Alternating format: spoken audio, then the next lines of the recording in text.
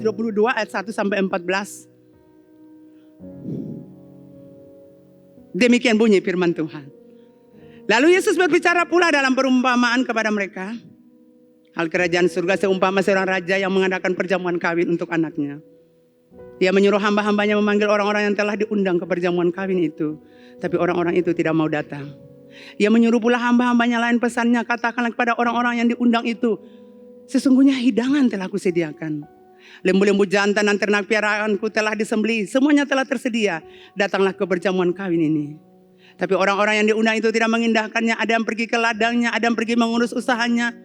Dan ada yang lain menangkap hamba-hambanya itu, menyiksanya dan membunuhnya. Maka murkalah raja itu lalu menyuruh pasukannya ke sana untuk membinasakan pembunuh-pembunuh itu dan membakar kota mereka. Sesudah itu ia berkata kepada hamba-hambanya, perjamuan kawin telah tersedia, tapi orang-orang yang diundang tadi tidak layak untuk itu. Sebab itu pergilah ke persimpangan-persimpangan jalan dan undanglah setiap orang yang kamu jumpai di sana ke perjamuan itu. Maka pergilah hamba-hamba itu dan mereka mengumpulkan semua orang yang dijumpainya di jalan-jalan, orang-orang jahat, orang-orang baik, sehingga penuhlah ruangan perjamuan kami itu dengan tamu. Ketika raja itu masuk untuk bertemu dengan tamu-tamu itu, ia melihat seorang yang tidak berpakaian pesta. Ia berkata kepadanya, hai saudara, bagaimana engkau masuk kemari dengan tidak mengenakan pakaian pesta? Tetapi orang itu diam saja. Lalu kata raja itu kepada hamba-hambanya, ikatlah kaki dan tangannya dan campakkan orang itu ke dalam kegelapan yang paling gelap. Di sanalah akan terdapat ratap dan kertak gigi. Sebab banyak yang dipilih tapi sedikit. Banyak yang dipanggil tapi sedikit yang dipilih. Puji Tuhan, Bapak Ibu Saudara yang dikasihi Tuhan.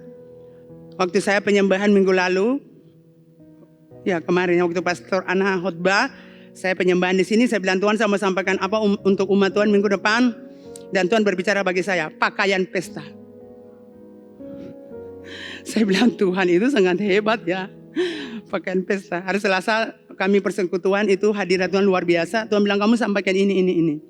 Tapi saudara yang kekasihan Tuhan, saya pulang tadi malam waktu doa sini selesai, pakaian cuci saya masih banyak. Jadi saya bilang, saya harus siapkan khotbah atau menyelesaikan cucian saya. Saya bilang dalam nama Tuhan Yesus, orang berkata, kalau sudah malam hujan dingin tidak boleh mencuci. Tetapi dalam nama Tuhan Yesus beta berkata, beta akan cuci pakaian, beta sehat-sehat, baik-baik saja. Saya cuci pakaian, selesai 7:30. Saya mandi air panas, saya siapkan khotbah. Tapi sampai di pakaian pesta, bagian belakang akhir-akhir, kepala saya mulai sakit. Saya bilang Tuhan dalam nama Yesus harus tidur.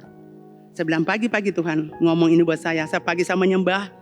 Dan Tuhan berbicara bagian bagaimana pakaian pesta bagian terakhir yang akan saya sampaikan buat Bapak Ibu Saudara. Jadi saya senang Bapak Ibu Saudara di sini untuk mendengar apa yang memang Tuhan mau sampaikan. Supaya kita menjadi orang-orang yang luar biasa. Tetap berpakaian pesta. Amin. Wow, kita berikan kemuliaan dulu buat Tuhan Yesus. Haleluya, haleluya. Sekali lagi kita katakan pakaian pesta. Wow, kalau bilang pesta semua ingat-ingat pesta ya. Amin. Semua suka pesta toh.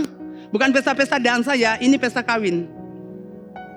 Bapak Ibu Saudara, Yesus menceritakan kisah seorang raja yang menyiapkan pesta pernikahan bagi anaknya. Raja merencanakan sebuah pesta yang besar. Ya namanya raja pasti yang besar ya untuk anaknya.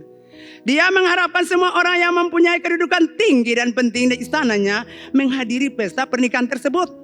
Saya percaya kalau pejabat-pejabat tinggi punya acara pernikahan anak, tetapi yang diundang adalah tamu-tamu spesial berkelas, orang-orang yang terhormat, teristimewa, bukan orang-orang bawahan, bukan orang-orang rakyat jelata, tidak. Dia akan undang orang-orang yang statusnya sama dengan dia, jabatannya sama. Sebagaimana kebiasaan pada waktu undangan diberikan langsung kepada tamu-tamu dan tamu itu adalah para bangsawan, maka mereka diingatkan akan hari pernikahan. Jadi ketika hari pernikahan tiba, dia mengutus hamba-hambanya untuk mengingatkan orang-orang. Ini sudah dekat hari pernikahan. Firman Allah berkata mereka tidak mau datang. Ini hari H.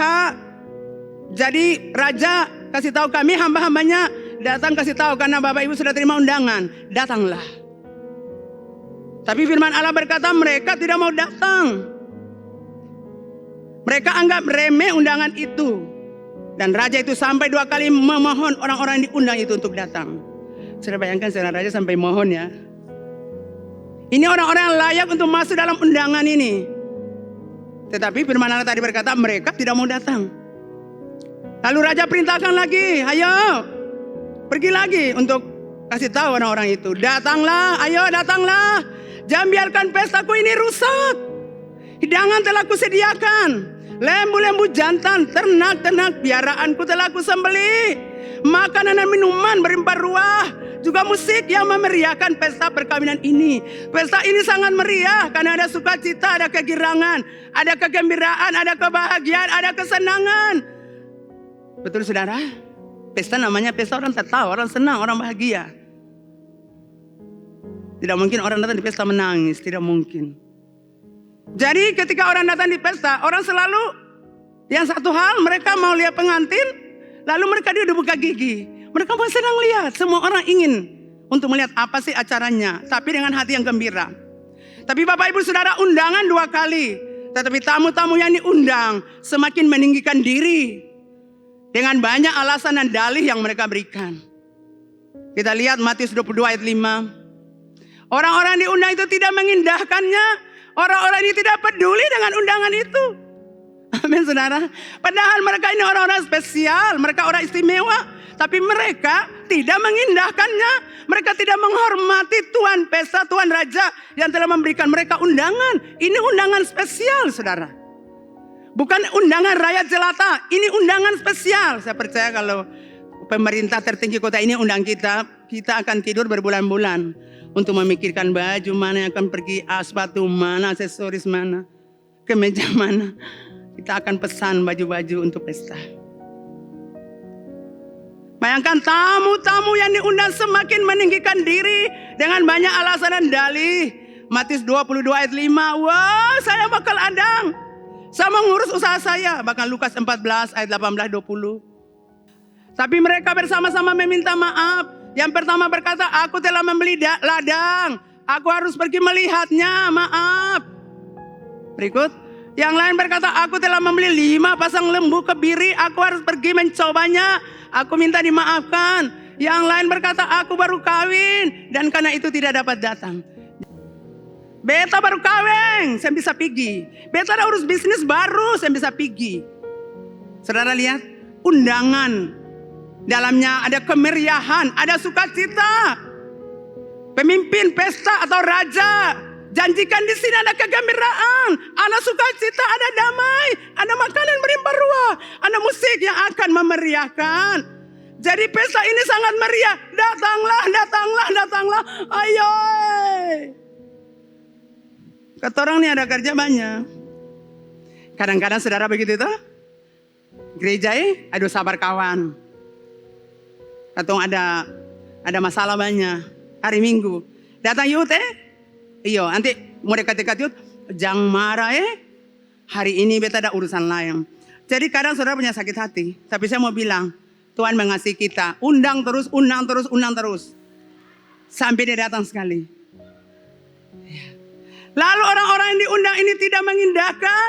Kemudian tangkap raja-raja. Siksa mereka lalu bunuh mereka.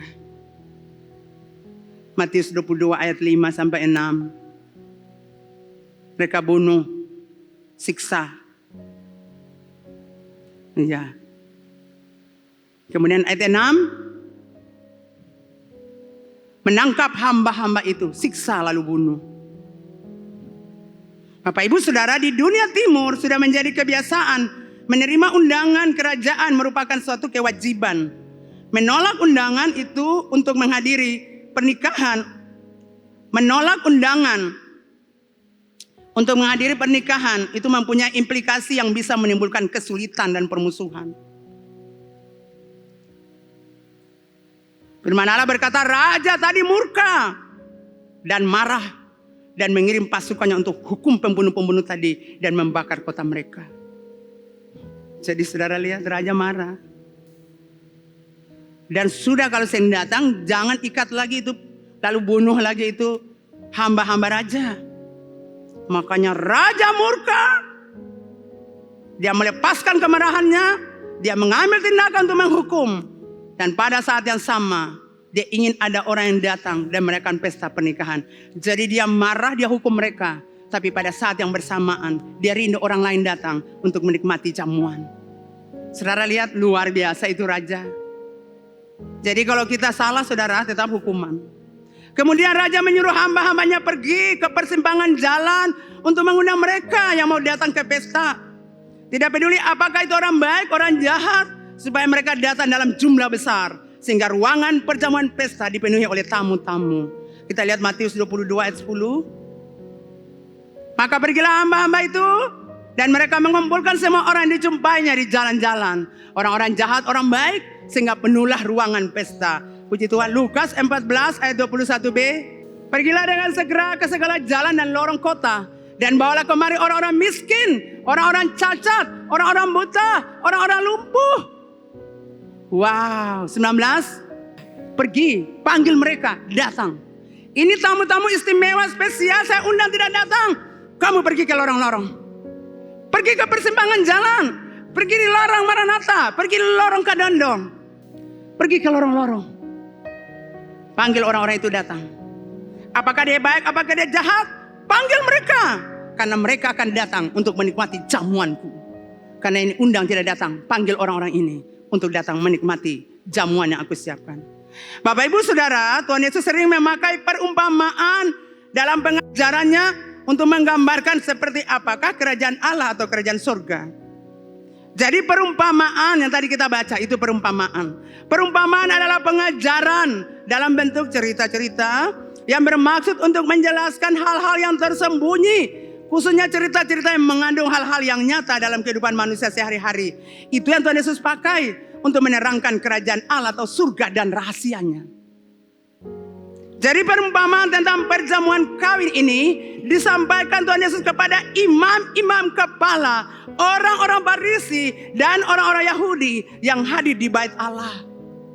Jadi bukan sekedar Tuhan ngomong, tapi Tuhan ngomong dengan punya tujuan. Karena di situ ada orang-orang Farisi, ada imam-imam kepala, orang-orang pintar dan orang-orang Yahudi yang hadir di bait Allah. Nah Bapak Ibu Saudara, raja, kita tadi baca raja. Raja merupakan gambaran daripada Allah sendiri. Allah yang maha baik, Allah yang menggambarkan belas kasihan, Allah yang menggambarkan kasih dan cinta. Memanggil orang-orang berdosa datang kepadanya. Dari semua lapisan masyarakat dia panggil. Jadi ketika orang-orang Israel, bangsa Israel, Farisi ahli Taurat, orang-orang Yahudi tidak menerima undangan ini. Orang-orang spesial, istimewa, orang-orang golongan atas tidak menerimanya. Saudara lihat orang-orang dari lapisan bawah, rakyat jelata. Orang-orang ini ekonominya di bawah, dipanggil semuanya datang. Dan orang-orang dari semua lapisan masyarakat ini menerima undangan itu dan memberikan tanggapan. Wow, luar biasa. Allah mengundang umat pilihannya, bangsa Israel, namun mereka tidak mau datang. Mereka berdalih, berdalasan, bahkan mereka sombongkan dirinya. Betul saudara? Jadi Bapak Ibu Saudara, Allah di surga mengutus anaknya Yesus Kristus datang ke dalam dunia. Datang kepada orang Israel, bangsa pilihannya, umat pilihannya. Tetapi mereka menolak dia, mereka tidak percaya. Selama Yesus hidup di muka bumi, mujizat-mujizat demi mujizat terjadi dalam pelayanannya. Tapi Farisi dan ahli Taurat, orang-orang Yahudi hanya menyaksikannya hari demi hari, tetapi tidak pernah percaya Tuhan Yesus. Justru mereka benci Tuhan. Justru mereka sakit hati kalau lihat mujizat terjadi. Mereka membenci Yesus karena mereka tidak bisa buat seperti yang Yesus buat. Mereka benci Yesus karena pengajaran mereka cuma bicara tidak lakukan. Tapi Yesus bicara dan menerapkannya. Jadi ketika Anda hidup dalam kebenaran, selalu orang tidak suka Anda. Ketika Anda memegang prinsip-prinsip kebenaran, orang tidak suka. Dan orang-orang Farisi membenci Yesus. Tiap hari Yesus kemana pelayanan, di situ orang Yahudi duduk. Bukan duduk dengan hati yang, ya Tuhan, aku ingin melihat sesuatu. Aku ingin ditolong Tuhan. Aku ingin disembuhkan Tuhan. Tapi mereka datang jadi mata-mata. Apa yang Yesus mau bilang nih? Kata apa yang kau mau dengar ini? Saya harap saudara jadi mata-mata. Jadilah mata air yang mengalirkan aliran-aliran kepada orang lain. Supaya orang-orang dihibur. Jangan jadi mata-mata pendengar orang bilang apa. Lalu sampai ke sana. Nanti bawa perpecahan. Jadilah mata air.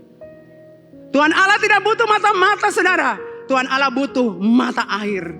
Mata air kehidupan dari hati kita yang baik, yang bersih, dari pikiran bersih, untuk kita alirkan untuk orang lain yang membutuhkan Tuhan.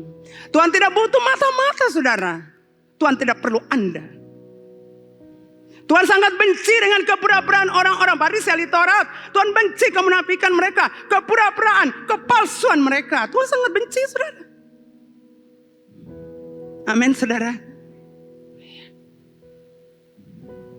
Hari lepas hari lihat mujizat yang Tuhan kerjakan, tapi hati mereka tegar, tengkuk.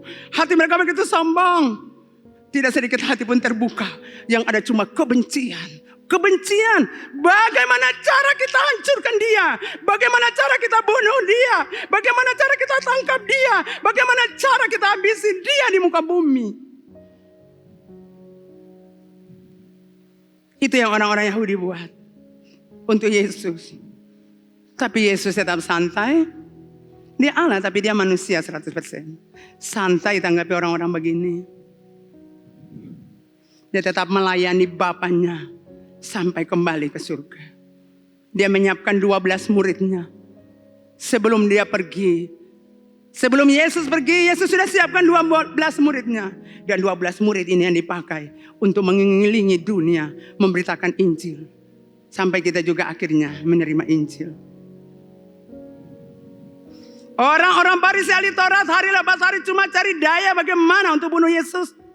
Mereka benci dia, mereka tangkap dia, mereka siksa dia, dan mereka bunuh dia. Kau harus mati disalib.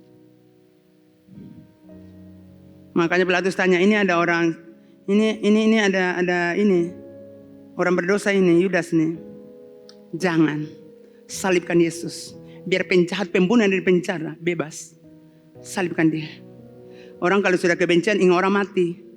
Saya harap Anda tidak boleh benci orang dan ingin kematian orang. Anda yang mati bukan orang itu. Amin. Jangan benci orang, saudara. Hati harus bersih. Amin. Hati kita harus bersih, saudara. Dan pikiran kita harus bersih. Selama hati dan pikiran kita tidak bersih, kita akan jadi seperti Farisi ahli Taurat. Hidup dalam kebencian, kepura-puraan, kepalsuan. Saya mau bilang buat Anda, jangan hidup dalam kepalsuan. Pelayan-pelayan Tuhan, Anda yang melayani di pelataran Tuhan, dengar. Jangan hidup dalam kepalsuan. Tidak boleh. Dalam kepura-puraan tidak boleh. Anda punya pikiran hati harus bersih. Karena Anda terhubung dengan Allah, pencipta, pemilik hidup kita, itu bersih. Jadi Bapak Ibu Saudara yang dikasihi Tuhan, Allah mengundang kita ke suatu pesta di mana ada tempat bagi semua orang. Sepanjang sejarah Allah mengutus nabi-nabinya untuk beritakan kebenaran, beritakan keadilan, beritakan belas kasihan Allah supaya manusia percaya kepadanya. Tapi bangsa Yahudi tidak mengindahkan panggilan atau undangan Allah yang mengutus para nabi. Makanya Yesus menangis. Hai Yerusalem, Yerusalem, Yerusalem, aku menangisi kamu. Aku rindu mengumpulkan anak-anakmu. Aku rindukan kamu seperti anak ayam, ibu ayam melindungi anak-anaknya. Tapi kamu tidak mau. Aku datang lawat kamu, tapi kamu tidak mau. Aku mau mengumpulkan kamu. Aku mau berikan kamu sukacita, kebahagiaan. Tapi kamu tidak mau. Aku ingin melepaskan kamu dari segala beban hidup. Tapi kamu tidak mau, kamu tolak aku. Makanya saudara lihat di mana-mana Yesus berjalan. Dari satu daerah, satu desa ke desa lain. Orang-orang kelas bawah, orang-orang rakyat jelata selalu menanti-nantikan Tuhan. Bahkan orang-orang kafir yang tidak masuk golongan orang Yahudi menantikan Tuhan. Yesus anak Daud, kasihani aku, anakku sakit. Bahkan saya pernah berkhotbah tentang perempuan Kanaan. Dia itu bukan orang Israel, tapi dia menanti Yesus. Yesus anak Daud, anakku sakit, tolong Tuhan. Kamu itu bukan orang Israel. Aku datang untuk orang Israel. Tidak patut lempar roti ini untuk anjing. Derajatnya di bawah. Tapi dia bilang, anjing juga butuh remah-remah yang jatuh dari meja tuannya. Orang-orang strata bawah yang merindukan Tuhan. Orang-orang di bawah, orang-orang susah miskin yang butuh Tuhan. Orang-orang di kelas atas tidak butuh Tuhan. Saya mau bilang buat saudara, rindukan Tuhan. Rindukan berjumpa Tuhan. Dalam situasi gini Anda tidak perlu takut. Mau mati, itu urusan Tuhan saudara. Suami saya bilang buat saya, Ma, jangan takut di pesawat. Kalau kita harus mati di pesawat, ya kita mati. Kalau memang Tuhan sudah tentukan kita udah mati di pesawat. Tapi kalau tidak, kita duduk di rumah ya kita mati. Amin saudara. Jangan saudara takut untuk sesuatu yang tidak pernah terjadi. Amin. Mari datang ke pesta, Tuhan undang kita. Amin. Di sini kita bersuka, di sini kita bergembira, di sini kita aman, tentram. Di sini kita menemukan semuanya yang kita rindukan. Jadi Bapak Ibu Saudara, rencana Allah tidak akan gagal. Yesus mengutus rasul-rasulnya untuk memberitakan Injil di negara-negara asing. Supaya orang-orang yang bukan Yahudi juga boleh masuk surga. Saya lihat Tuhan itu sangat baik bukan? Jadi kita ini bukan Israel. Kita ini bukan umat pilihannya. Kita bukan bangsa kepunyaan Tuhan. Bukan. Kita ini orang kafir. Amin. Firman Allah berkata kita hanya cangkokan. Kita bukan zaitun asli. Kita hanya cangkok. Kita dicangkokkan di pohon zaitun asli. Jadi kalau kita cangkokan, kenapa kita sombong? Bangga diri dan tidak peduli sama Tuhan Allah. Orang-orang Israel bangsa kepunyaannya salah saja. Tuhan bilang selesai kamu di situ. Apalagi kita cuma cangkokan, kita diadopsi. Jadi sebagai orang diadopsi kita harus tahu diri. Bagaimana menghormati Tuhan. Bagaimana memberi yang terbaik untuk Tuhan. Tuhan bilang pohon zaitun asli saja aku tidak sayang. Apalagi kamu cuma cabang-cabang yang dicangkokkan. Jadi jangan bangga diri saudara. Amin. Kita bangga karena walaupun kita cangkokkan, kita terus melekat dengan zaitun asli. Dengan Tuhan Allah. Kita bukan umat kepunyaannya, bukan. Kita bangsa-bangsa kafir. Kita dibenarkan karena kasih karunia. Kita jadi keturunan Abraham karena kita beriman kepada Allah yang hidup. Allah di dalam Yesus. Kita bukan umat kepunyaan Tuhan, tidak, saudara. Umat kepunyaannya saja kalau berbuat dosa Tuhan hukum. Apalagi kita cuma cangkokan. Bapak Ibu Saudara, satu hal yang penting dan tidak boleh diabaikan ketika orang datang ke pesta adalah mengenakan pakaian pesta. Semua katakan pakaian pesta. Wow, bagus. Mengenakan pakaian pesta adalah tanda bahwa kita menghargai dan menghormati tuan pesta. Jadi kalau pesta berarti kita harus berpakaian yang bagus. Tidak boleh datang begitu saja dengan pakaian biasa. Itu kita tidak sopan. Kita harus menghargai orang yang punya acara dengan berpakaian yang patut. Dan juga tanda bahwa kita datang dengan tujuan dan maksud baik. Dan telah menyatakan diri dengan baik pula untuk mengikuti pesta tersebut. Jadi kita datang dengan tujuan baik. Kita ikuti pesta itu sampai berakhir dengan baik. Nah, apa arti pakaian pesta? Saya bicara Tuhan, ini pakaian pesta artinya apa? Apa arti pakaian pesta? Dan ada 3 hal yang saya catat di sini. Apa arti pakaian pesta? Yang pertama, pakaian pesta itu pakaian yang terbaik. Pakaian yang terbaik artinya pakaian yang berkualitas. Pakaian yang bermutu. Amin. Jadi kalau kita bicara kualitas, itu kita berbicara tentang keunggulan. Unggul, kelebihan. Keunggulan, kelebihan. Itu kualitas. Seperti kemarin di Omsel juga Pastor Ana sudah bicara tentang kualitas. Jadi kita tidak bisa hidup dengan kualitas segitu saja waktu kita diangkat Tuhan. Kita sudah masuk dalam pesta dengan Tuhan. Kualitas hidup kita harus berbeda. Amin.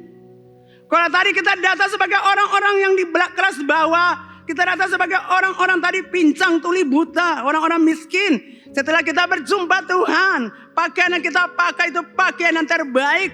Artinya dalam hidup kita harus lakukan hal-hal yang luar biasa. Yang orang lain tidak buat. Tapi kita bisa lakukan itu. Amin. Di kantor-kantor Anda bekerja. Di mana saja Anda berbisnis. Anda itu orang. Kualitas unggul dari semua orang. Anda pengusaha, Anda lebih unggul. Anda punya banyak kelebihan. Di kampus-kampus Anda jadi mahasiswa yang unggul, yang berprestasi. Anda melebihi teman-teman Anda. Amin. Kalau dulu kita bodoh, kita masuk dalam hidup dengan Tuhan. Saya percaya kita akan menjadi orang-orang yang berprestasi. Dulu kita tidak bisa ngomong. Kita takut ngomong salah. Mungkin nilai kita juga merah-merahnya banyak di raport. Tapi setelah kita berjumpa Tuhan, Tuhan ganti ketong pikiran yang bodoh dengan pikiran yang pintar. Ada yang seperti gitu? Karena kita takut. Tapi setelah berjumpa Tuhan, kita bisa berani berdiri, berkhotbah. Kita berdoa tidak takut-takut lagi. Amin. Kalau belum pakai pakaian pesta, kita sembunyi-sembunyi luar di situ. Siapa yang khotbah siapa yang khotbah? Pas orang dapat, kata kaget. Karena kita pakai bukan pakaian pesta. Makanya Bapak Gembala selalu bilang, jadilah orang yang berkualitas, pintar, supaya orang-orang jahat tidak bodohi engkau. Jadi jemaat terpencil terlalu bodoh, amin. Sebenarnya Bapak Ibu Saudara itu pintar. Cuma taruh talingan pada hal-hal banyaknya bodoh. Betul? Udah mulai pikir Anda mati di sini, Anda mati di sini. Anda mati ketakutan, jampi gereja lain nanti keton tertular. Siapa yang mau tertular di gereja ini? Saudara saya nggak ada. Memangnya Tuhan mau bikin susah beta, sayang toh? Beta tahu Tuhan, angka beta Tuhan bisa bikin susah beta. Beta Tuhan yang kasih susah beta toh. Pada orang-orang nanti gereja sakit, sayang toh, sayang. Amin saudara. Kalaupun ada bibit sedikit dalam nama Tuhan Yesus saban tersembuh. Yang ada. Karena beta percaya sama Tuhan. Tidak akan Tuhan bikin susah beta. Tidak akan. Halo saudara diberkati. Ya jadilah unggul. Seperti kita lihat contoh Sadrak, Mesak, Abednego, Daniel. Ini orang-orang yang berkualitas saudara. Daud, Yusuf, Esther. Ini orang-orang berkualitas. Amin. Orang-orang hebat saudara, mereka ini. Orang-orang yang berprestasi. Itu bayangkan di Babel sana tuh. Sadrak, Mesak, Abednego, Daniel. Boleh memegang posisi-posisi penting. Itu hebatnya luar biasa. Itu daerah bukan daerah tinggal mereka. Itu negeri asing. Bukan Israel saudara. Kalaupun di negara Israel mereka mungkin bangsawan-bangsawan. Tapi sudah ke Babel mereka adalah orang bawah. Orang-orang jajahan. Tidak mungkin jadi orang besar. Tapi orang-orang ini adalah orang-orang yang berkualitas. Amin. Orang-orang yang radikal tentang kebenaran. Prinsip-prinsip kebenaran mereka pegang.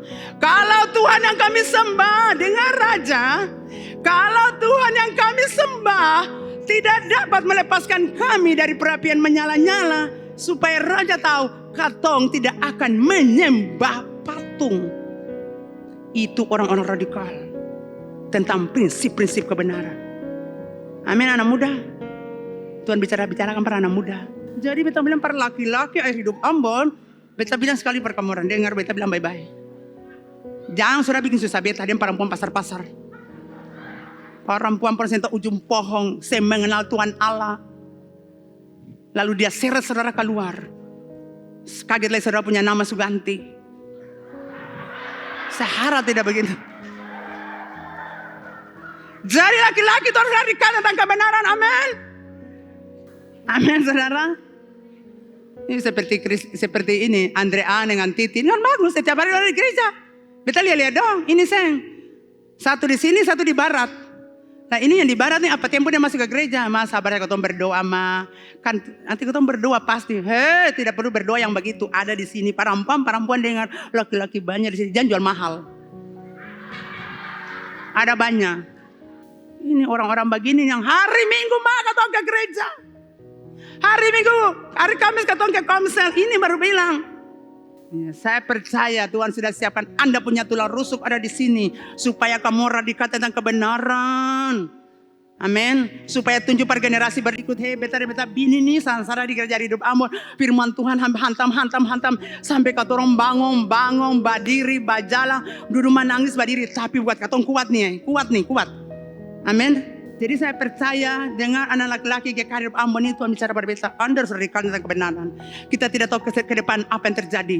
Tapi Anda harus punya prinsip tentang kebenaran. Hari Minggu kita tetap ada di hidup Ambon. Asal jangan tidur saja sampai tengah-tengah malam. Amin saudara. Nah, saya senang mereka ada. Lalu memuji menyembah Tuhan. Sehingga rumah Tuhan tetap semarak.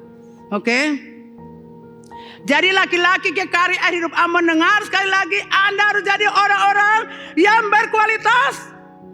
Di kantor-kantor Anda jadi orang berkualitas. Jangan Bapak bilang, jangan bodoh sama dengan setiap hari itu menyembah Tuhan. Tuhan nih kasih beta pintar. Beta mau pintar lebih dari dia. Tuhan nih kasih beta pintar-pintar. Bilang akang. Yang sudah lihat orang pintar. Ya beta yang bisa, beta bodoh. Siapa yang bilang Anda bodoh? Anda yang bilang diri Anda bodoh. Bilang beta pintar, Tuhan dia bisa, beta bisa, Tuhan beta bisa. Beta bisa, Tuhan tolong beta, tolong beta. Baca firman supaya otak-otak bodoh itu tak pindah. Jangan lihat gambar-gambar porno. Nanti pikiran Anda tercemar. Lihat itu firman Allah. Oh haleluya, Tuhan terima kasih hari ini Tuhan janji beta. Jangan kamu takut, aku menyertai kamu. Amin Tuhan, dan banyak. Kalau lihat gambar porno, aduh gambar porno ini kurang bagus. Yang ini boleh, yang ini boleh. Otak tercemar, jadi bodoh. Tapi saya harap di sini tidak ada. Amin. Saudara lihat orang-orang ini berkualitas. Bahkan rasul-rasul juga, Petrus, Paulus. Ini orang-orang yang berkualitas, saudara. Mereka pakai pakaian yang terbaik. Pakaian berkualitas. Saya percaya kalau Anda mau pergi ke pesta juga pasti cari pakaian yang bagus. Saudara, ada banyak pakaian, saudara. Jadi Bapak Ibu Saudara, pakailah pakaian yang terbaik. Jadi supaya kehidupan Anda itu berkualitas, Anda harus bangun hubungan intim dengan Tuhan. Supaya kehidupan Bapak Ibu Saudara berkualitas, bermutu, unggul, maka Anda, Bapak Ibu Saudara, harus membangun hubungan intim dengan Tuhan. Anda harus bangun mesbah untuk Tuhan. Karena ketika Anda membangun mesbah untuk Tuhan, Tuhan akan memberkati hidupmu. Tuhan memberikan bagi kamu otak yang cemerlang, cerdas. Tuhan akan memberikan bagi kamu ide-ide yang cemerlang. Tuhan akan memberikan bagi kamu pewahyuan. Tuhan akan memberikan bagi kamu hikmat. Sehingga engkau muncul seperti Sadrak, Mesak, Abednego, Daniel. Amin saudara. Peraturan keluar. Tidak boleh orang selama 1 minggu dia menyampaikan doa kepada dewa manapun. Tidak boleh ada kecuali kepada raja. Tapi firman Allah berkata, Daniel 3 kali sehari berlutut, berkiblat ke arah Yerusalem dan berdoa kepada Allahnya. Dan akhirnya juga dapat tangkap. Dan akhirnya juga dibawa ke gua singa. Ini orang radikal tentang kebenaran. Peraturan boleh keluar. Tapi aku tetap menyembah kepada Allahku. Aku tetap beribadah kepada Allahku. Amin saudara. Saudara perlu jadi orang radikal. Iya, saya percaya bahwa Tuhan mengasihi kita. Amin. Jadi bangun mesbah, amin. Oke, saya percaya Tuhan mengasihi kita. Jadi Bapak Ibu Saudara, supaya kehidupan Anda itu berkualitas, Anda harus bangun hubungan intim dengan Tuhan. Katakan hubungan intim. Bangun mesbah. Bangun mesbah pagi-pagi. Jangan saudara selimut tandang kain sampai matahari jam 12. Itu orang-orang tua bilang bangun lagi mana cair. Muka sudah kelaparan, saya ada makanan. Karena makan pagi sudah selesai. Bangun mesbah setiap pagi. Anak muda katakan bangun mesbah. Ya, jadilah seperti orang-orang tadi. Sadrak, Mesak, Abednego. Apa yang mereka katakan? Kami tidak najiskan diri kami dengan makanan, dengan anggur yang biasa diminum raja. Tidak, kami tidak akan menajiskan diri. Saudara tahu kenapa mereka tidak mau menajiskan diri? Karena makanan-makanan, santapan raja, minuman-minuman raja sebelum dibawa harus dipersembahkan dulu kepada dewa-dewa. Kemudian mereka makan itu makanan-makanan. Dan orang-orang radikal tentang kebenaran bilang, sorry ya, kau tuh minta maaf.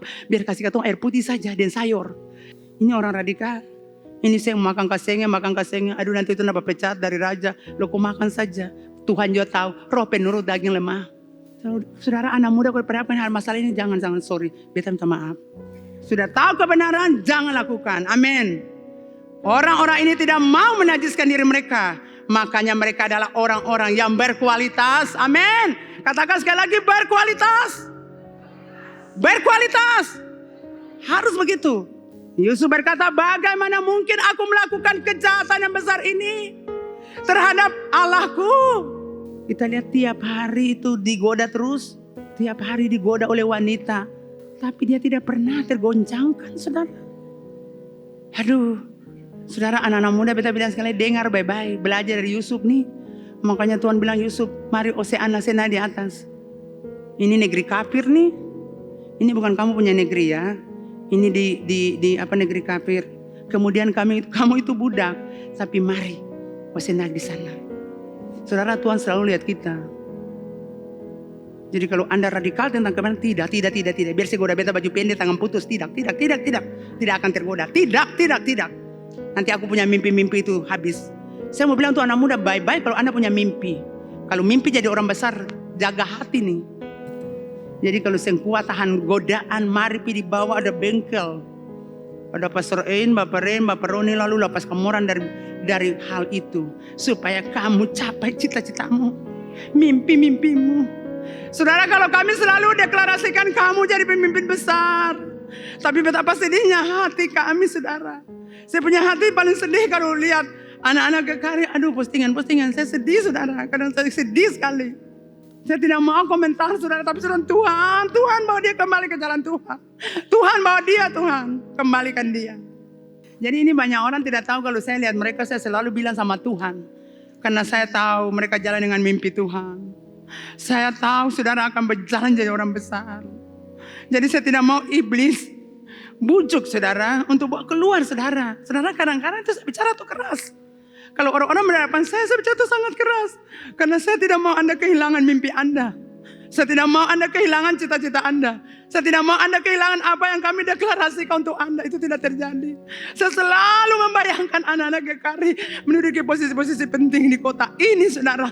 Bahkan dibawa sampai ke bangsa-bangsa. Itu kerinduan saya, saudara, dan suami saya. Dan saya selalu deklarasikan. Jadi kalau saya lihat anak-anak yang berpotensi, aduh, saudara, hati saya itu sedih sekali. Sangat sedih, saudara. Mungkin hamba Tuhan saya tidak tahu. Sebagai pemimpin saya punya hati sangat sedih. Sebenarnya ini yang suami saya bilang, jadi gembala itu tidak gampang.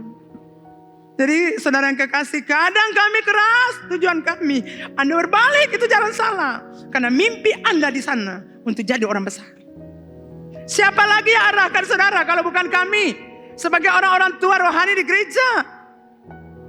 Jangan berkata orang ini terlalu tegas, saya tidak suka dia. Jangan, saudara. Orang-orang tegas inilah yang buat saudara kaget, terkejut. Oh iya Tuhan, saya salah. Saya harus berbalik. Ada masa kita bisa senyum, tertawa. Tapi ada masa kita harus tunjukkan buat Anda bahwa jalan hidup itu salah. Itu membawa kehancuran di depan. Anda tidak pernah tahu. Tapi kami yang rohani tahu. Saudara, gembala itu dia akan tahu, saudara. Sampai di sana dia akan tahu. Jadi jangan saudara kira beta khotbah saja. Tidak. Beta pantau saudara. Dengan tujuan supaya saudara harus kembali. Kalau sudah keluar saya akan berdiri, Tuhan bawa dia kembali. Saya taruh jatuh, saya pindah dari dia. Tidak boleh halangi dia, karena dia akan jadi orang besar. Amin. Jadi anak muda lah. Jadilah anak muda radikal tentang kebenaran. Yusuf hidup di negeri penyembahan berhala. Negara penyembahan berhala. Tapi Yusuf tidak pernah menyembah berhala. Wow, itu saudara luar biasa. Saya percaya sesajen di mana-mana di Mesir ya. Dewa-dewa banyak di sana disembah, dipuji. Tapi firman Allah berkata, Yusuf tidak menyembah berhala. Dia tetap beribadah kepada Tuhannya. Ini yang perlu anak-anak muda dengar. Saya mau bilang, jangan ambil kekayaan. Jangan ambil kekayaan atau mau cari kerja dengan pakai dukun. Anda akan hancur. Jangan saudara. Laki-laki, Anda mulai berdoa untuk istri. Siapa yang Tuhan kasih untuk istri di gereja. Jangan Anda pakai untuk tarik perempuan suka Anda. Dan perempuan-perempuan wanita GKRI Ambon, jangan pakai di muka, di wajah manis supaya laki-laki yang hidup Ambon suka Anda. Anda akan hancur. Anda baru kawin sehari, pagi hari lain Anda sudah duduk menangis. Muka sudah bangka biru, mata susah napalia. Ya supaya kita tahu buka gigi, berikut lagi piring supica, kulkas baru balik Surabaya akang. Tacu-tacu Malayang, piring Malayang, galas-galas Malayang. Baru habis kawin, bekado-kado yang orang kasih, saudara sudah hancur-hancur akan. Spray-spray gunting akan putus akan. Itu kawin dengan cara-cara dukun. Saya harap Anda di gereja ini, saudara mulai berdoa kepada Tuhan. Amin. Air hidup Ambon, jemaat dari hidup Ambon, amin anak muda. Nah, jadi bangun hubungan intim dengan Tuhan. Di rumah, di tempat kos. Maka engkau akan menjadi orang-orang radikal tentang kebenaran. Engkau akan menjadi orang-orang yang berhasil. Engkau akan menjadi orang-orang bermutu, berkualitas. Engkau akan unggul dari semua orang. Berprestasi di sekolah, kampus, tempat pekerjaanmu. Jadi pakaian pesta adalah pakaian yang terbaik yang akan kita pakai ke pesta. Nah saudara, dalam hidupmu yang Tuhan lihat darimu adalah hati. Katakan hati, katoni kan banyak berpura-pura. Tapi Tuhan di surga cuma lihat hati. Sepung hati ini gimana nih? Jadi jaga hati kita baik-baik. Supaya kita jadi orang-orang yang berkualitas. Pelayan-pelayan yang berkualitas. Hamba-hamba Tuhan yang berkualitas. Pemimpin-pemimpin yang berkualitas. Mahasiswa-siswa yang berkualitas. Yang kedua saudara, pakaian yang kedua. Yang pertama tadi pakaian yang terbaik. Artinya pakaian yang berkualitas. Yang kedua, pakaian yang bersih. Semua katakan, pakaian yang bersih. Ya, bersih berbicara tentang kekudusan. Bersih itu berbicara tentang kekudusan, saudara. Nah, gereja adalah tempat di mana kita berjumpa Tuhan. Tempat di mana kita pesta dengan Tuhan. Bukan tentang hura-hura, saudara, tapi tentang perayaan. Amin. Di gereja ini kita berpesta. Bukan hura-hura seperti pesta-pesta di luar. Kita berpesta dengan Tuhan. Makanya selalu worship leader bilang, ini pesta, jangan menangis, jangan susah hati. Mari kita berpesta, kita menari dengan Tuhan, kita bersuka dengan Tuhan, amin. Anda tidak boleh datang di gereja dengan susah. Seperti tidak makan 40 hari. Datanglah dengan gairah, saya mau berjumpa Tuhan, saya mau ketemu Tuhan, saya mau bawa masalah saya buat Tuhan. Saya ingin mendengar doa-doa saya ingin berbicara membawakan doa-doa saya buat Tuhan. Jadi di tempat ini kita berpesta, kita lakukan perayaan untuk merayakan kebaikan-kebaikan Tuhan. Satu minggu kita ada di luar, tapi di hari ini kita datang, kita berpesta, kita merayakan kasih Tuhan, kebaikan Tuhan, cinta Tuhan dalam hidup kita. Di sini kita mengalami kesembuhan, kedamaian, sukacita, kegembiraan. Ada amin? Iya, kata mengalami sukacita di sini. Jadi kalau saudara datang yang sakit penyakit di sini senang. Amin. Saya tidak suka lihat kayak orang yang sakit penyakit duduk kayak orang susah gitu. Senyum muka apa yang masa muda jadi. Jangan saudara, datang di sini dengan gairah, dengan senang, dengan sukacita. Hati gembira itu obat, makanya muka bercahaya. Kalau saya bercahaya bilang, ada apa di hatimu? Apakah ada cinta di hatimu? Jadi kita menemukan di sini, kita temukan orang-orang yang mengasihi kita.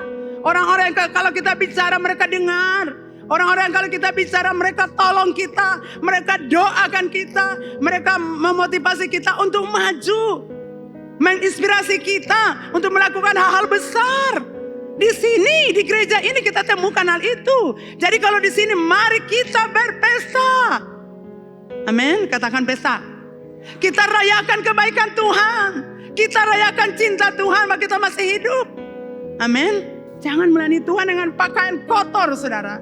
Untuk hamba-hamba Tuhan, para pelayan melayani pelataran Tuhan. Dengar, jangan Anda melayani Tuhan dengan pakaian kotor. Karena banyak orang melayani Tuhan, tapi tetap memakai pakaian kotor. Bukan pakaian pesta yang dia pakai, tapi pakaian kotor yang dia pakai. Banyak orang menyanyi di altar, tapi pikiran kotor dan najis. Banyak orang melayani, dia berdiri berdoa, dia menyembah, tapi hati benci sama suami, sama istri. Dia benci dengan temannya di kantor, dia benci dengan tetangganya. Banyak orang hidup dalam kepura-puraan, kepalsuan, kemunafikan. Itulah sebabnya Tuhan sangat benci. Karena orang-orang ini sama dengan orang-orang Farisi. Mereka pura-pura berdiri supaya orang lihat mereka hebat. Di jalan-jalan mereka berdoa dengan baju panjang-panjang. Orang berkata, wow ini orang-orang kudus, orang-orang bersih. Tapi ternyata hati mereka penuh tulang belulang. Hal-hal yang busuk. Jadi Tuhan mau saudara dan saya sebagai pelayan-pelayan Tuhan. Sebagai jemaat Tuhan. Kalau datang ke gereja, pakailah pakaian bersih. Pakailah pakaian kekudusan. Amin. Kalau kita berdiri main drum, atau kita main gitar, atau kita main keyboard, atau kita apalagi megang kamera, atau Anda sebagai usher, sound system. Saya mau bilang berdirilah dengan pakaian bersih di hadapan Tuhan Allah. Pikiran Anda tidak boleh kotor. Hati Anda jangan benci orang, dendam orang. Mulut Anda jangan bicara orang. Jangan fitnah orang, jangan bohong. Jangan dusta, jangan putar balik. Ini tidak benar. Anda kamuflase di hadapan Tuhan. Tadi pagi Tuhan bilang ini buat beta. Jadi Tuhan lihat hati kita. Apakah waktu kita berdoa hati kita bersih atau hati kita jahat? Waktu saudara berdiri menyanyi memuji Tuhan, apakah saudara fokus sama Tuhan atau pikiran Anda di sembarang tempat? Waktu Anda berdiri menyembah Tuhan, pikiran Anda buruk, kotor. Anda tidak jujur dengan mulut Anda dan hati Anda dan pikiran Anda. Anda hidup dalam kepura-puraan, kemunafikan dan kepalsuan. Anda tidak memakai pakaian bersih, Anda pakai pakaian kotor. Dan ini bukan pakaian pesta. Bapak Ibu Saudara, saya mau katakan, setan itu bukan benci gereja. Kalau lihat gereja baginda saya benci. Tapi setan sangat benci ketika Bapak Ibu Saudara hidup dalam kekudusan. Kalau pikiranmu kudus, hatimu kudus, saya mau bilang, setan cari Anda. Setan cari Anda untuk hancurkan Anda. Setan sangat benci ketika Anda hidup dalam kekudusan. Setan sangat marah, saudara. Jadi bukan gereja, bangunan fisik ini yang dia benci. Tapi dia benci ketika Bapak Ibu Saudara hidup dalam kekudusan. Di kantor-kantor Anda hidup benar. Dalam melayani Tuhan Anda hidup benar. Itu setan sangat benci. Setan akan cari daya bagaimana hancurkan Anda. Dia akan kasih tawaran-tawaran yang menggiurkan. Kelihatan enak dan lesat. Tapi tujuannya supaya hancurkan Anda. Hancurkan mimpi-mimpi Anda. Hancurkan keinginan hati Anda. Hancurkan apa yang saudara sudah doakan. Supaya Anda putus hubungan dengan Allah. Setan kalau Anda hidup kudus, dia tahu Anda akan terus berhubungan dengan Allah yang kudus. Sebab itu setan datang berusaha hancurkan Anda. Dia kasih tawaran-tawaran. Seperti tadi Yusuf waktu hidup benar, dia kasih tawaran wanita ini. Seperti Sadrak, Mesak, Abednego, dia kasih tawaran ini. Ini makanan yang berlimpah ruah. Ayo makan, ada orang lihat kok. Kamu tidak makan, kamu tidak akan jadi pemimpin besar di Babel. Tapi apakah mereka terpengaruh? Tidak. Jadi dengan baik-baik ketika Anda hidup dalam kekudusan, setan akan cari Anda. Dia berusaha untuk hancurkan Anda. Sudah lihat Adam dan Hawa di Taman Eden. Persekutuan dengan Tuhan dihancurkan hanya karena tawaran iblis yang menyenangkan. Betul saudara? Itu siapa yang hidup seperti mereka, Adam, Hawa dan Tuhan. Tiap hari berjalan-jalan di taman, semua Tuhan sudah siapkan. Nanti angin sejuk, Tuhan hadir. Tuhan buat sukacita, kegembiraan bagi pasangan suami istri ini. Tuhan buat mereka senang menikmati kekayaan, menikmati harta, menikmati jamuan Tuhan. Siapa yang hidup senang seperti Adam dan Hawa. Tapi setan tahu, karena mereka hidup dalam kekudusan, mereka akan berhubungan dengan Tuhan Allah. Setan masuk untuk wanita ini. Kamu lihat kan, pohon itu bagus, buahnya bagus. Kan Tuhan bilang jangan kamu makan, bukan? Atau boleh kamu makan semua yang ada di sini, tapi yang tidak. Tuhan tidak bilang begitu. Setiap kali setan datang tawarkan hal-hal untuk membuat Anda putus hubungan dengan Tuhan. Setan tidak mau Anda berhubungan dengan Tuhan. Makanya jangan heran kalau setiap kali Anda mau datang buat Tuhan, ada saja masalah. Setiap hari Anda mau menyembah Tuhan, ada saja masalah. Setiap kali Anda mau buat sesuatu untuk Tuhan Allah, ada saja masalah. Setan pakai orang-orang untuk membuat hal lagi kita melakukan tugas pelayanan kita. Setan bawa tawaran-tawaran, jangan kedoa lagi, jangan melayani lagi, jangan ini. Jadi Bapak Ibu Saudara yang kekasih dalam Tuhan, pakailah pakaian bersih, pakailah pakaian kekudusan, pakaian kesucian. Bertobatlah dari hidup berdosa. Karena Anda tidak sadar Anda lagi diperbudak untuk melakukan cara-cara iblis yang jahat. Jadi kalau Anda melayani di sini, melayani dengan hati dan pikiran yang bersih. Jangan Anda tampil dalam kepura-puraan sepertinya Anda malaikat, tapi hidup Anda tidak benar. Saya mau bilang, Anda boleh ada di gereja ini, di mana mujizat supernatural terjadi, tapi Anda tidak akan pernah mengalami apapun. Karena Tuhan dapati Anda pakai pakaian biasa. Yang ketiga, Bapak Ibu Saudara, pakaian yang harum. Semua katakan harum. Harum artinya kita membawa keharuman, kita membawa sukacita. Harum itu sesuatu yang enak ya. Kalau orang pakai minyak wangi, parfum, harum, aduh enak sekali ya baunya. Itu membuat kita senang begitu. Hati kita senang, hati kita sukacita. Jadi pakaian harum artinya pakaian yang kita bawa itu membawa keharuman. Kita bawa sukacita, damai, kesenangan bagi orang lain. yang belum diselamatkan. Kita membawa bau harum Kristus bagi mereka. Kita bawa keharuman di mana-mana. Hal-hal spektakuler supernatural bagi orang-orang di luar sana. Kita bersaksi tentang kasih Allah, cinta Allah buat mereka. Dan hidup kita dipimpin Roh Kudus. Dan kita akan menjadi saksi bagi Kristus di mana-mana. Pertanyaan saya buat Bapak Ibu Saudara, sudahkah Anda mempersiapkan pakaian pesta? Jadi kalau Anda berjalan, pakailah pakaian harum. Orang mencium keharuman. Orang mencium sukacita. Orang menikmati sukacita waktu Anda hadir. Jangan Anda hadir, orang sudah lihat. Ini beta pun kangkong-kangkong nih. Kalau orang ini datang sekarang habis. Anda datang, bawa berkat buat orang. Amin. Bawa keharuman, katakan Yesus itu baik. Yesus itu sangat baik. Saya sudah mengalami kasih Tuhan.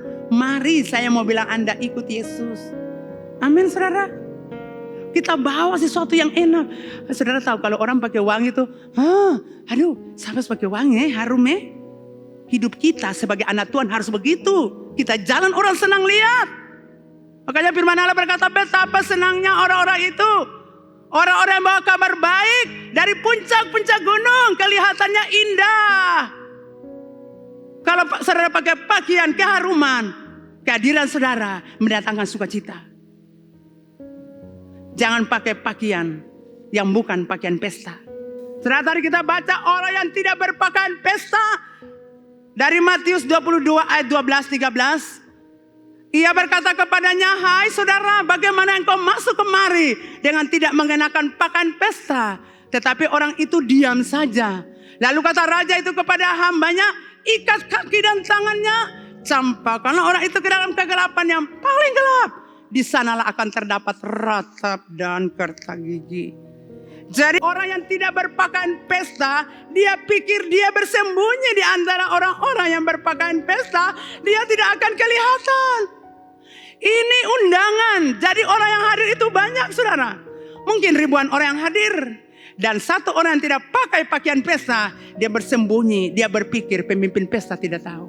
Sesembunyinya Anda, sesimpan rapat-rapatnya hidup Anda dalam dosa, Tuhan Allah tahu bahwa Anda lagi memakai pakaian kotor, bukan pakaian pesta. Dan orang tidak pakai pakaian pesta, Tuhan bilang untuk hamba-hambanya, ikat kaki, ikat tangan, campakkan dia ke dalam kegelapan yang paling gelap, itulah neraka. Di sana ada ratap dan kerta gigi. Bapak Ibu Saudara, Katong sudah bertobat lama di gereja. Amin. Katong ini bukan orang Israel. Katong bukan umat pilihan Tuhan. Katong hanya cangkokan. Amin saudara. Cabang-cabang asli. Pohon zaitun asli itulah Israel. Tapi kita ini kafir, dicangkokkan melekat pada pohon zaitun asli. Jadi saya mau bilang, kalau bangsa pilihannya saja salah Tuhan hukum, apalagi saudara dan saya, kita cuma cangkok. Kita bukan asli, jadi kita harus tahu diri saudara. Kita diselamatkan karena kasih karunia. Kita melayani karena kasih karunia. Kita dapat promosi karena kasih karunia. Kita kaya, berhasil, sukses. Itu semua kasih karunia. Jadi karena semua kasih karunia, mari kita hormati Tuhan. Mari kita hargai Tuhan. Mari kita menghormati Tuhan. Saudara, waktu raja itu buat pesta dan orang-orang datang dengan baju pesta, itu menunjukkan mereka menghormati raja itu. Mereka menghormati dia, mereka menghargai dia dengan cara mereka berpakaian. Jadi menghormati Tuhan dengan cara Anda berpakaian. Jangan pakai pakaian kotor saudara. Amin saudara. Tuhan tidak mau Anda pakai pakaian kotor. Orang ini akhirnya putus hubungan dengan Tuhan. Betul. Hidupnya terkutuk. Kelihatan Anda ada di gereja, tapi hidup Anda terkutuk. Anda menderita karena Anda pakai pakaian kotor. Saudara, kalau Tuhan sudah selamatkan kita, buang ini pakaian. Rasul Paulus berkata, kenakan pakaian yang baru. Jangan pakai lagi pakaian kotor. Karena selama Anda berpakaian kotor, Tuhan Allah tidak akan membiarkan Anda hidup begitu. Kalau dulu Anda bohong, stop sudah saudara. Sudah lama Anda hidup kebohongan. Saya sudah bilang untuk hamba Tuhan, saya di bawah, saya hidup 27 tahun dengan suami saya dalam kejujuran. Saya tidak bisa orang bohongi saya. Suami saya sampai mati jujur. Untuk anak-anak juga. Ketong hidup dalam satu satu lingkup kejujuran dan kekudusan. Orang tidak bisa bohong-bohong saya. Kalau orang bohongi saya menderita. Karena saya tidak bisa hidup dengan gaya hidup itu. Jadi sudah lama Anda jadi anak Tuhan, hamba Tuhan, pelayan di rumah Tuhan. Sampai kapan Anda pakai pakaian kotor? Semua orang datang menyanyi, memuji dengan sukacita dengan Tuhan pakai pakaian pesta. Tapi Anda tetap melekat dengan pakaian kebohongan, pakaian dusta. Kalau Anda hidup dalam persinar, saya mau bilang, buang pakaian itu, pakai pakaian pesta. Pakai pakaian kekudusan. Jangan pakai pakaian itu, saudara. Itu membuat Anda terbuang dari Tuhan Allah. Anda punya hidup terkutuk. Tidak akan menerima berkat-berkat Tuhan. Saya selalu duduk, Tuhan kenapa orang ini begini? Kenapa saya berdoa tidak jadi apa-apa? Kenapa Tuhan ngomong sesuatu Tuhan? Saya selalu memikirkan hal itu, saudara. Kenapa tidak berhasil? Kenapa Tuhan ini ada apa? Jadi kalau kami panggil saudara untuk pelayanan pelepasan, bukan tujuan untuk tahu dosa saudara, tidak. Tapi supaya Anda dilepaskan dari kehidupan yang berdosa, yang diperbudak dosa. Anda tidak boleh pura-pura sama Tuhan Allah. Tidak boleh benarkan diri seperti Farisi ahli Taurat. Membenarkan firman Allah bilang, membenarkan diri di depan orang. Padahal Tuhan Allah tahu hatimu. Anda pembohong, pendusta. Tapi benarkan diri seperti ada apa-apa. Saya mau bilang buang pakaian dusta. Bohong itu buang akan. Kalau tidak Tuhan bilang pindah sana. Kamu tidak layak untuk melayani aku. Kamu putus hubungan. Kamu tertawa, tapi hatimu tidak tertawa. Kamu tertawa di luar, seorang melihat kamu bahagia. Tidak, hatimu lagi hancur. Itu yang Tuhan bilang buat kita tadi pagi, saudara. Pesan Tuhan ini paling keras. Karena betul saya kasih jangan takut untuk orang-orang yang lagi corona. Tuhan bilang ini pakaian pesta. Ini yang saya bilang. Selama kita pakai pakaian kemunafikan, kebohongan, dusta, saudara tidak akan pernah melihat sesuatu. Itu nasib akhir hidup daripada orang itu. Ikat dia. Campakkan dia. Putus hubungan. Jadi jangan pura-pura, saudara. Firman Allah bilang supaya orang lihat kamu, tapi Tuhan Allah tahu. Jangan pura-pura dengan hati dan pikiran saudara. Jangan. Amin, saudara. Saudara diberkati. Pakaian-pakaian keburukan, pakaian-pakaian dusta harus dilepaskan. Kalau Anda terus berjalan seperti tidak terjadi apa-apa, waktu Tuhan tiba, dia akan lihat, sampaikan dia. Kenapa kau ada di sini? Bukankah karena kamu tidak layak? Seperti Tuhan mau bilang buat ketemu begini, saudara. Hei jemaat hidup Ambon, kamu diangkat dari hidup berdosa. Kamu najis, kotor, bonus, hidup terkutuk. Aku angkat kamu. Kenapa sih balik pakai pakaian itu? Amin, saudara. Kenapa pakai pakaian itu? Bukankah orang lain sudah pakai pakaian pesta? Kenapa kamu terus pakai itu? Kenapa kamu betah dengan pakaian itu? Kan orang lain sudah pakaian pesta tuh, saudara. Cuma satu orang itu saja. Saya tidak tahu jemaat hidup Ambon, apakah Anda ada dalam lingkungan satu orang itu. Tapi kalau Anda tetap hidup dalam kebohongan, dusta, kecemaran, kenajisan, perzinahan, pornografi, saya mau bilang Tuhan Allah turun tangan, Anda dicampakkan. Anda akan hidup menderita. Sebagai pelayan-pelayan Tuhan, saya mau katakan, siapapun Anda dan jemaat hidup Ambon, kita semua ada di depan Tuhan. Berhenti hidup begitu. Anda tidak lelah. Saudara, kalau saya lihat orang bohong, saya dulu saya lelah. Sungguh mati, saudara. Saya dulu saya lelah. Kenapa sih berputar-putar kebohongan ini? Saya menderita, saudara. Saya tidak kuat tahan hidup dengan itu, kebohongan. Saya tidak kuat tahan. Tidak bisa, saya tidak hidup begitu, saudara. Saya punya gaya hidup beda. Kalau dulu Tuhan sudah angkat kita dari itu, kenapa kita balik lagi pakai pakaian itu? Sudah lama Tuhan angkat kita hidup iri hati orang, benci orang, dendam orang, tidak suka orang. Tapi Anda tetap berlaga pakai pakaian ini. Kita selalu benarkan diri di hadapan Tuhan. Seperti saya tidak bersalah kok, saya baik. Kesalahan itu orang itu, bukan saya. Saya mau bilang, kalau satu peristiwa terjadi, jangan Anda jadikan orang lain kambing hitam. Anda duduk koreksi diri Anda. Beta salah di mana nih? Sampai beta taman kantor ini bicara begini. Apa yang perlu beta perbaiki? Apa Tuhan? Apa Tuhan? Apa Tuhan? Halo? Anda diberkati? Kenapa sih orang di kantor ini bicara saya buruk-buruk, fitnah saya? Apa sih Tuhan? Tuhan tolong tunjukkan. Tuhan tolong tunjukkan. Oh Tuhan tidak ada. Oh berarti ini proses. Tapi kalau itu betul, saya mau berubah. Saudara, kalau setiap masalah terjadi, jangan Anda bilang orang itu. Lihat kita, saudara. Jangan Anda persalahkan orang lain, membersihkan diri Anda seperti orang itu salah. Saya benar. Anda itu Farisi dan ahli Taurat yang selalu benarkan diri. Tepuk dada, saya tidak benar. Saya tidak bersalah, saya benar. Saya percaya di sini tidak ada. Amin. Kalau saudara hidup dengan pakaian lama, ini corona ada terjadi ini saudara. Kalau pakai pakaian kotor, tetap Anda hidup ketakutan. Tapi kalau Anda pakaian pesta, tetap menari, meloncat. Di beta pun lantai 2 rumah, beta menari, beta meloncat, beta pun Anda juga, Priscilla juga, menari, meloncat, bergirang-girang. Tidak ada air mata, tidak ada tangisan, tidak ada kesedihan. Katong meloncat, menari pagi-pagi, bangun mesbah menari. Karena katong pakai pakaian pesta. Selama Anda pakai pakaian buruk tadi, kotor tadi, Anda menari akan sampai di atas. Amin. Anda bisa ada dalam ruang gereja ini, tapi Anda tidak akan pernah diberkati. Anda punya hubungan terputus dengan Tuhan. Jadi hari ini Tuhan bicara keras untuk kita semua. Tinggalkan pakaian lama. Tanggalkan pakaian itu saudara. Mari pakai pakaian pesta. Supaya kita berpesta dengan Tuhan. Firman Allah berkata bukan dengan ragi lama. Tetapi dengan ragi yang baru. Amin. Bukan dengan ragi lama itu kemenafikan, kebohongan. Tetapi dengan ragi yang baru. Yaitu sukacita, damai sejahtera. Supaya kita punya gereja terus berkembang. Amin, saudara diberkati. Jadi stop parlente bini, stop parlente laki, stop parlente pemimpin, stop. Katakan ya, ya, tidak. Selebihnya dari itu berasal dari setan. Bapak Ibu diberkati. Tuhan sudah angkat kita dari lumpur dosa. Jadi kita tidak perlu balik di lumpur dosa. Tuhan sudah angkat kita dari perbudakan dosa. Jangan kita kembali jadi perbudakan dosa. Tuhan mengasihi kita. Jadi ingat 3 hal Tuhan katakan buat kita.